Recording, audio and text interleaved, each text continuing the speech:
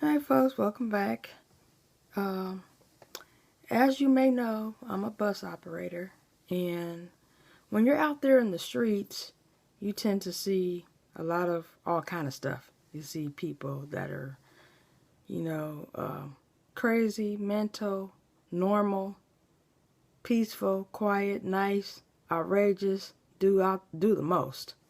And then you have those celebrities that you wish you can get to and say things to, or um, maybe get their autograph, or get a picture with them. Nowadays, everybody wants to get a picture on Instagram, but then there's those people that you wish, you know, well, we know that there's racism out there in the world, but today I was driving southbound on Vermont, and I happened to notice a Maybach, or a Maybach, however you want to pronounce it, drive making a left turn in front of me, which is I was going southbound and the car was coming from the west, turning to my left, going northbound. So I'm looking because I'm stopped at the light and I have time. I could actually look to see who is actually driving in that car. So I'm thinking, who could that be? It was a Caucasian man, and guess who it was? Donald Sterling. You know, I know racism has been around for many, many years, but it's good that we can actually see with our own eyes who is really prejudiced out there and hear it with our own ears. Being televised on TV, to the newspapers, to being on the news, it comes to light of who is actually prejudiced that a lot of people have been ignoring for many years. They've been saying Donald Sterling has been prejudiced for a long time. Back in 2000 sometime, I want to say 2003 or 2005, somebody sued him about some living in some apartments that he owns. And next thing you know, it's like they bypassed it. Well, same little issue, racism out here and around the world. Back around 2001, I was driving the southbound 220, which is a bus that goes down Robertson. This man that was on my bus, he decided to ring the bell.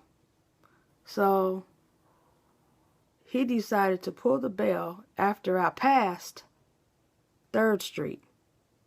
And he says, "You fucking nigger." Talking about me, of course, because I'm the only one operating the bus.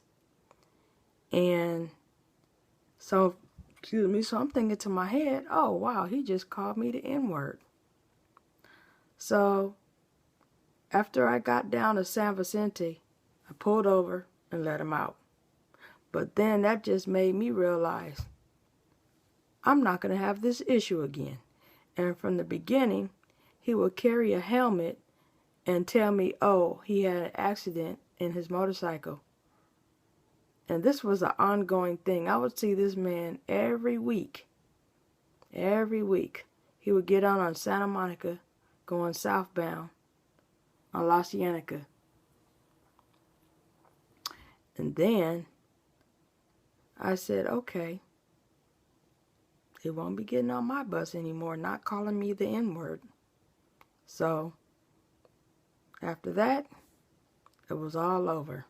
Didn't even see him anymore. I had to tell some of my other coworkers, and my coworkers were like, oh yeah, that man, he been saying that for a couple of months. I said, a couple of months? So he sees a driver that he never seen before, gets on that bus and tell them he had an accident. Actually, he just lied. He just didn't want to pay, more or less. Anyway, once again, I couldn't believe that I actually saw Donald Sterling in a car right in front of my eyes. And no, I didn't want to get no autograph. No, I didn't want to take a picture with him. You know, all we can do is pray. And how do you pray for someone that looks like he's about 80 years old? You know, he's had his own issues of life. We can't, there's not really much we can say about that. Just pray that he'll get rid of the Clippers. As in, he'll sell it so someone else can own it. Big ups to the Clippers because I feel y'all been doing a great job, and I look forward to going to see the conference finals and the finals. And who knows, maybe you'll be in the championship. Yay, that's why I have on red.